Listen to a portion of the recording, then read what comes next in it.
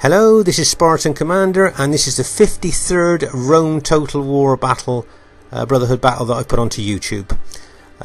This battle was supplied by Brotherhood member Uther and was played approximately 2 years ago.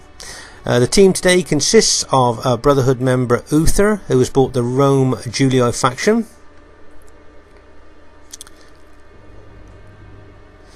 Then we have a TAOW clan member. I think you pronounce his name as Ahi, and he has bought the Rome Julii faction. And then we have Heaven clansman Skion, who has bought the Rome SPQR faction. So that's the first team there. It looks a good team, and I think this could be a great battle to watch. And here is the other team.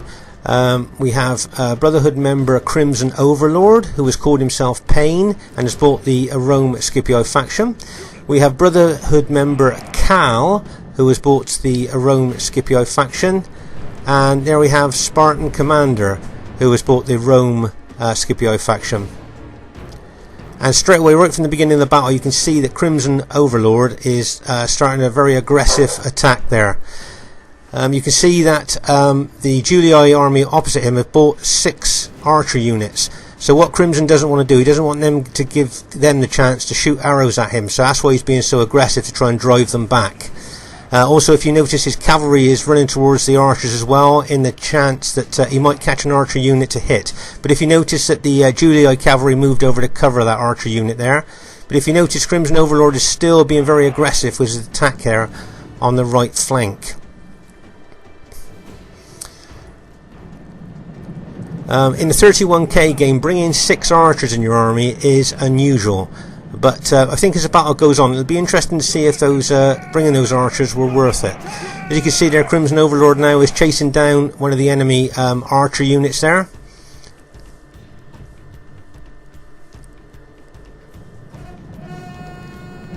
And is actually trying to charge into the Julii cavalry unit there.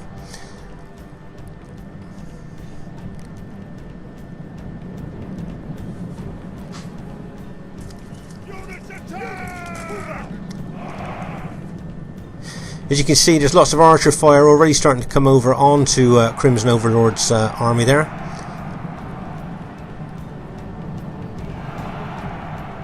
And if you notice, the enemy Julii cavalry are moving out to the right. But if you notice, there's already an archer unit with fire arrows shooting at Crimson Overlord's cavalry there.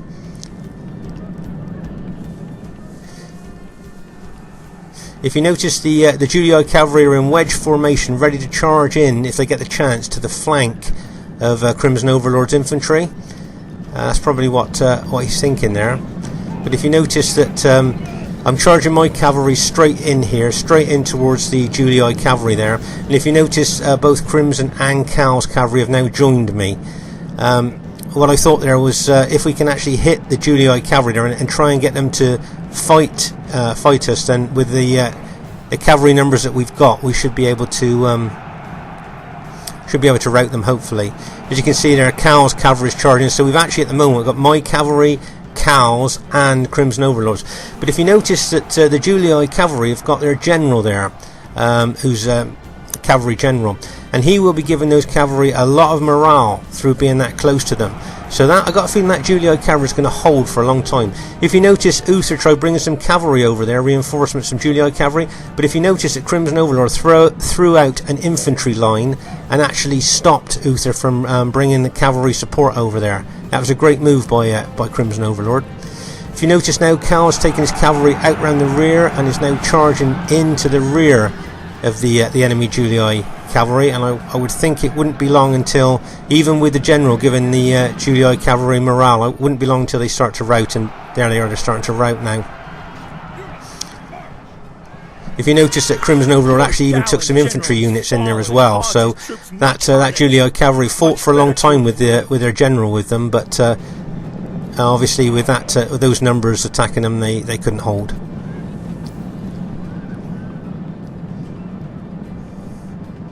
If you notice, Crimson Overlord is being extremely aggressive in this battle, and I think, like I said before, the reason for that was because he's seen the enemy have got so many archers. The last thing he wants to do is to stand back and let those archers start causing him casualties there.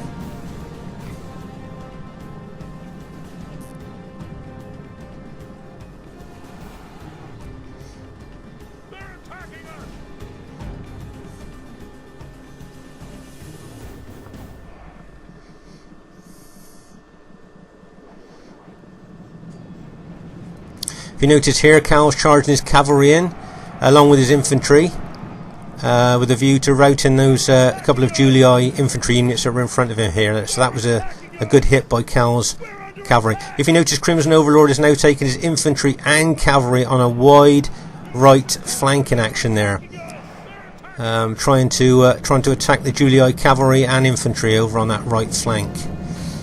If you see, I'm keeping my cavalry way out of range of those archers because I've seen how many archers they've got, and if you notice, they're actually fire arrowing Cal's cavalry there, which he's now moved out of range.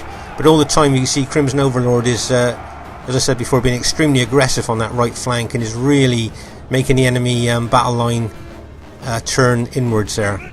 It's some great tactics there by Crimson Overlord. And if you notice, Cal's taking some infantry kind of round the right flank as well there.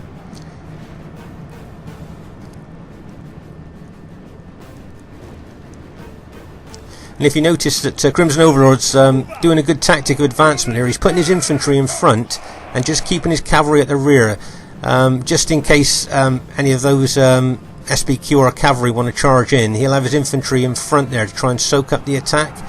There, if you notice now, he's moved his cavalry in to attack. Now, my guess is the enemy cavalry are going to attack with everything now, simply because Crimson's infantry are still moving. And if the cavalry hit moving infantry, they can cause them to rout. And if you notice, there are a lot of Crimson Overlord's infantry been routed there by that SBQR cavalry hit.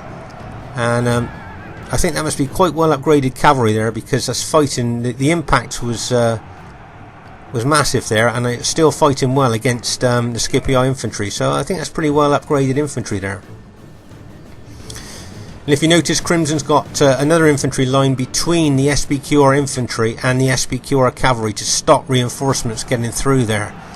And if you notice now, both Cal and Crimson are moving infantry units in to attack that SBQR cavalry, and as you see now, the SBQR cavalry is starting to rout. So that was a good move by Crimson and Cal there. Very good.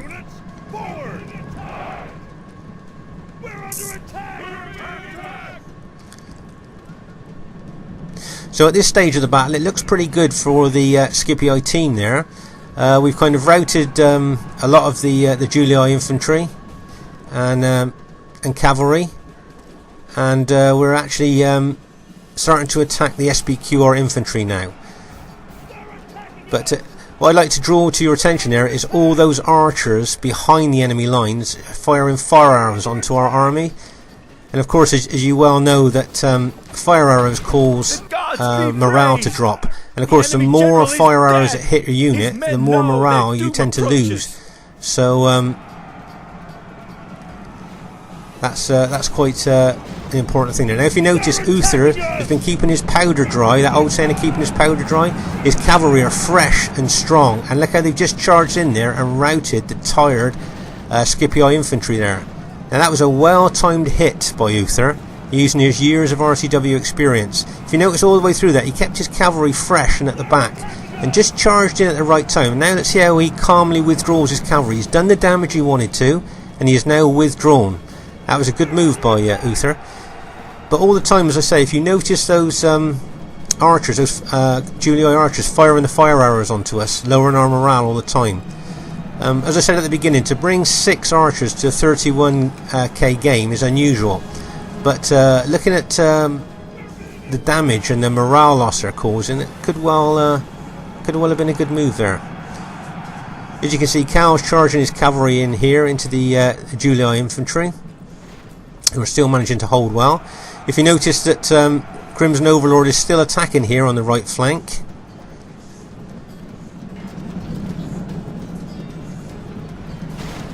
And as I say, you can see those fire arrows going. Now if you notice, Uther's charging his cavalry in again. He's letting them have a little rest, so he's now charged them in again, fresh cavalry, and he's getting all that charge bonus. And look, he's just routed a heck of a lot of Scipii infantry there. That was once again a really well timed cavalry hit there by Uther. Done a lot of damage and routed a lot of units there. So that was a good use of cavalry. As I say, if there's any new players watching this game, that's, you know, watch it. And if you notice now, he's charged his cavalry through the Scipii infantry there now, and now he's just going to pull back, probably thinking of giving his cavalry another rest before he charges in again. And all the time those fire arrows are pounding us. So that was a good move by Uther there. And once again, he's going to charge in again. Let's see if he does any more damage. And bang! There you are. He's routed more Scipii infantry there. So that old saying about keeping your powder dry and then using it when you needed it, and there you go. That's just what he's done there.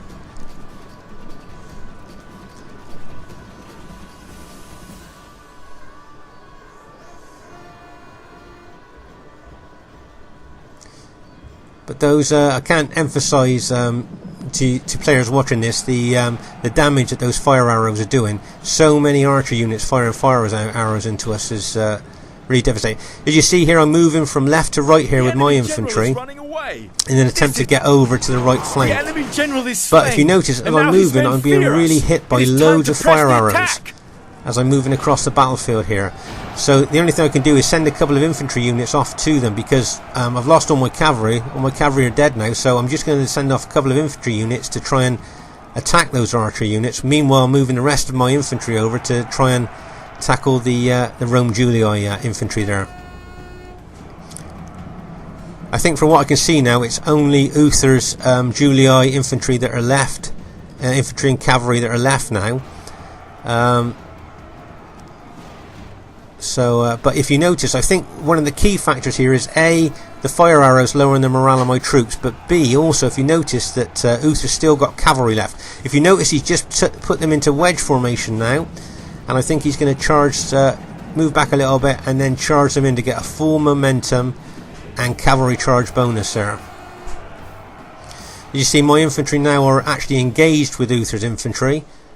And I should imagine just when he's ready to charge, he's going to charge in with his cavalry, and there we go. Your allies need to learn the value of decimation. I should imagine his cavalry is reasonably fresh, and bang, charge in there. Now the reason my infantry haven't broken there is because I got good upgrades on my infantry, and so they'll hold. There is one gone, but because I got good upgrades on my infantry, it held against that cavalry charge. Now if I just had gold upgrades on that infantry, I would have thought that would have probably routed at that charge attack. Now if you notice here, Uther's moving his cavalry over to hit my infantry from a different angle, which is a good experienced move there. And what he's going to do now, I think he's going to charge in from a different angle. There you are, that. And I would think coming in from this angle, he's going to do a heck of a lot of damage. Bang. And every time he charges in with that cavalry mine, he's getting a charge bonus there. So there you go. He's routed a lot of the Scipii infantry. And now he'll pull his cavalry back again. And remember, every time he hits with his cavalry there, he's getting the cavalry charge bonus. So there you go, pull back again. And charging again. As I say, any new players watching this game, if you see this is a really good move. This is kind of how you should use your cavalry like that, you see. Now he's routed all of the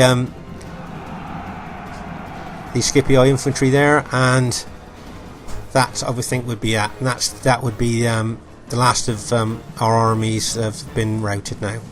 So really well played there by the other team. And as I say, any new players watching the game there, that was a good use of cavalry there. Getting the full charge bonus, pulling back, letting your cavalry have a little rest, charging again. That's the best way to use your cavalry. So yeah, really well done there, Brotherhood member Uther. Victorious! A tribute. The first thing I'd like to say was I thought that was a really great battle and really well played the other team there. I thought Cal and Crimson Overlord played extremely well with their aggressive tactics. on that right flank, and you would probably thought when you're watching that battle that it would be quite a short battle and that our team would win with that aggression on the right flank and all the enemy that we were routing. But it just goes to show that sometimes when you're playing, you think to yourself, this game's looking good, we're probably going to win, and then the other team plays really well. As I say, to see all those archers at the beginning of the game in the 31k game is really unusual, and people probably thought, was that a good move? But as you could see, the fire arrows that those archers were firing were lowering the morale so much, and that was a really big part of them winning the game. Plus, of course, Uther's great cavalry use.